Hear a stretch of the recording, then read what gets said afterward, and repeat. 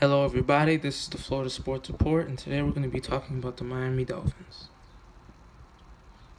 Everybody, it's tough to see your football team lose two starters within the frame of 2 weeks.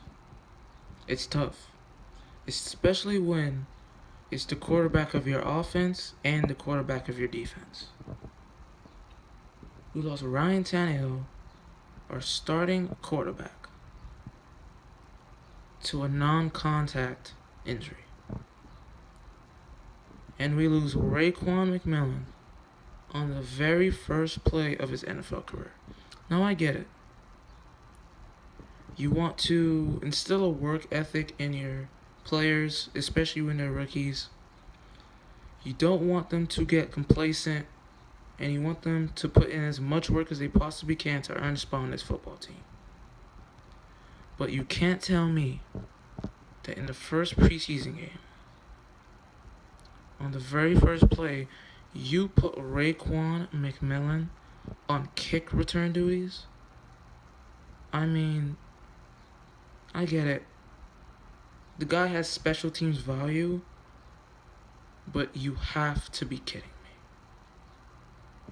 Besides that fact, it is a frustrating thing to see. Nobody wants to see anybody get hurt. Your opponent, fans, coaches, and your teammates. Nobody wants to see that. But as Dolphins fans, and as anybody who takes up an interest in football generally, you're disappointed to see a guy who is only 21 years old, barely played a snap in the NFL, and he tears his ACL. I mean, if you're not saddened or disappointed for this guy, how could you not? It's amazing how it all can end for somebody within the matter of one single play. Now his career isn't over. It is not over, at least I hope so. We've seen linebackers like Thomas Davis, who plays for the Carolina Panthers. The guy's about 33 years old, I think. I think he suffered like 3 ACL injuries, and he's still a terrific player. I don't get it. He's a terrific player.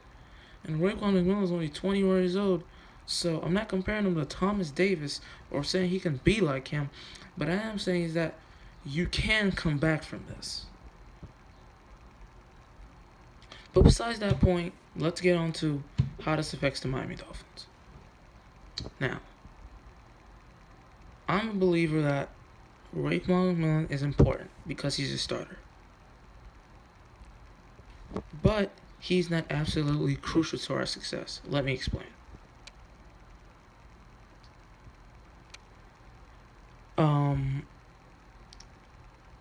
Raekwon McMillan is our 4-3 linebacker, meaning he was going to play less than 50% of the time. Let me repeat.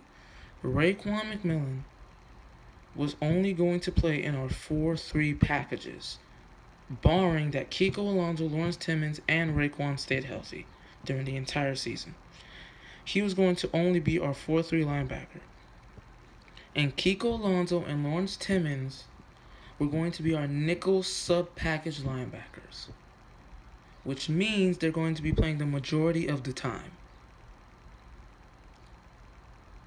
So that lends you to believe that Raekwon McMillan is simply not that crucial to the success, because he's really not going to be playing that much for our football team. NFL offense today, they spread you out and throw the football. That's what they do. That's what they do. And Raekwon McMillan is just not a guy who's quick in space like a Kiko Alonso. Kiko Alonso's a great athlete for the linebacker position. That's just not who Raekwon McMillan is. He's solid in zone coverage, but in space with quick running backs, in space with quick wide receivers, quicker tight ends, he's at a disadvantage. Now, am I saying he's capable of playing some man coverage as a linebacker, but he won't be very successful. So that's why the Miami Dolphins chose to make Kiko and Lawrence our nickel linebackers. Raekwon McMillan was not ready for those responsibilities yet. So that's why the loss of Raekwon McMillan is not that huge. Now it's big because he's our second round draft pick that we literally just got in the draft, who basically hasn't even played a game for us, really. He hasn't played a game. He really hasn't. And he just gets injured on a freak injury. I mean, people say all the time it could end on one play for an NFL player, when in truth, it can, but really, how often does it happen on your first ever play? Let alone the first play of a respective player's season. I mean, it's just so disappointing. But do I think this will lead to our team plummeting to the ground? No. Our run defense has still improved because Kiko Alonso is now on the outside. Our defense has overall improved because Lawrence Timmons can pass rush, cover, and stop the run. William Hayes can stop the run. Davin Godchaux showing some promise. Probably going to take Jordan Phillips' job, which is well deserved. Because Jordan Phillips is ridiculous. So talented. Just doesn't show up. He's been average. It's just he hasn't played horrible. He hasn't played great. He's just been average. And Davin Godchaux is stealing his job right before his eyes. Now the preseason isn't over yet. There's 3 games left. He still has time to prove himself, but yeah, that's basically it.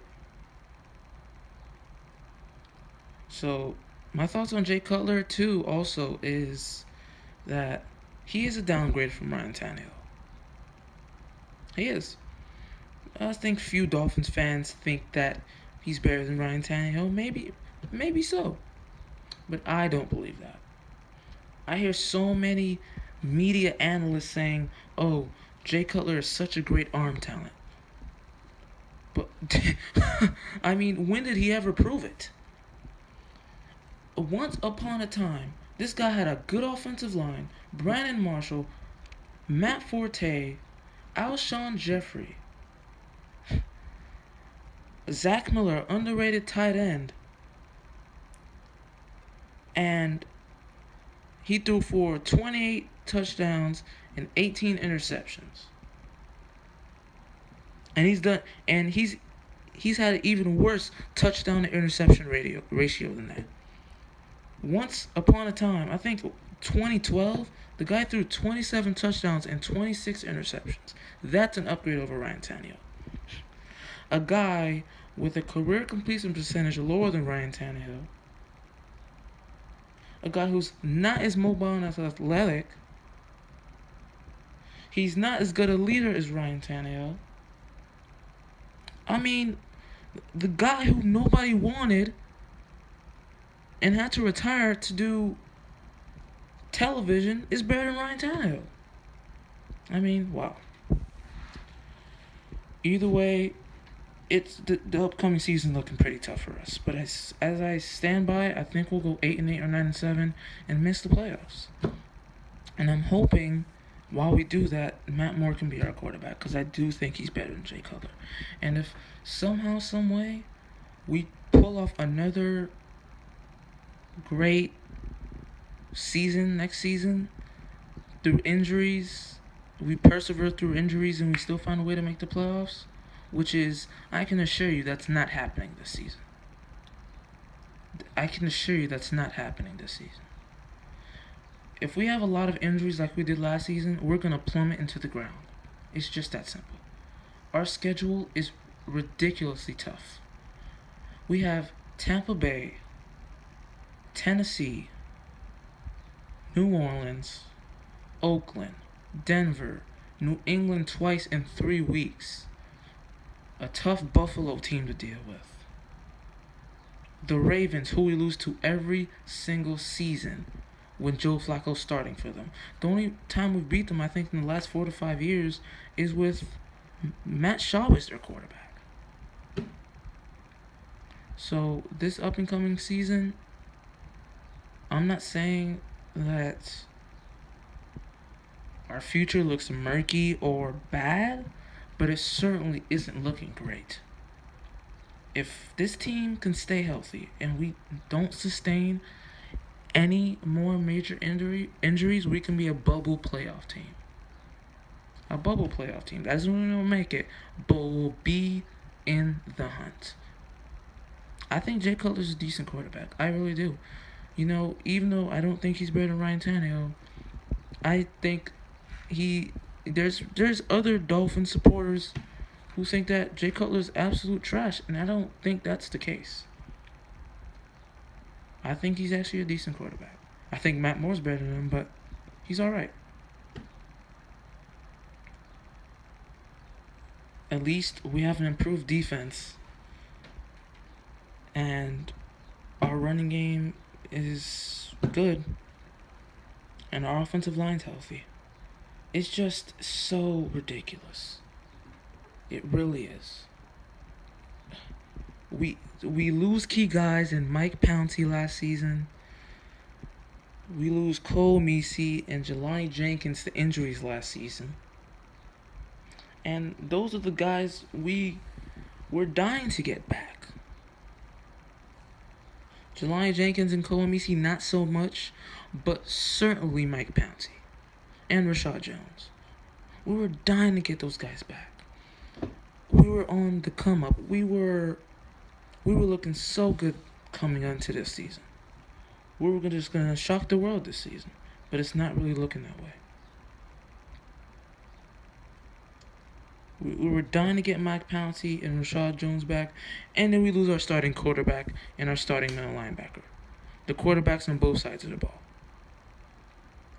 Being negative about it is not the right way to go, which I'm not being. I'm just being realistic here. So, this is an Adam Gase-led team. And knowing Adam Gase, I know he's going to find a way to make this team productive. I know he will. I believe in this guy. He's not Joe Philbin, for Christ's sake. He isn't. This is Adam Gase we're talking about. A guy who can relate to his players. He's a player's coach. A guy who holds people accountable. A guy who tries to put the best players on the field at all times. Adam Gase is what we're talking about. So I do believe that we can have a solid team this year. But without Ryan Tannehill making the playoffs, I'm not saying Ryan Tannehill's the next Dan Marino. I'm not saying he's a top 10 quarterback in this league, but he's good and solid. And that doesn't quite cut it for, of course, everybody, every football team wants the next Russell Wilson, Dak Prescott, Andrew Luck. Everybody wants that. But the reality is, not everybody's going to get that. That's just the reality. And if Ryan Tannehill's the best we can get right now, I can live with it for right now. And without him, I don't know how far we can get. But all you can do is try to be positive and try to attack it with a good mentality. That's all you can really do. And if it's a tough league and injuries happen. So guys, please like this video or dislike this video, either way you go. But please just tell me in the comment section how you feel about this. If you're a Dolphins fan and you're outraged and saddened by what happened to Raekwon McMillan, let me know in the comment section. Everybody, this is the Florida Sports Report. I am out. Enjoy the rest of your day. Fins up.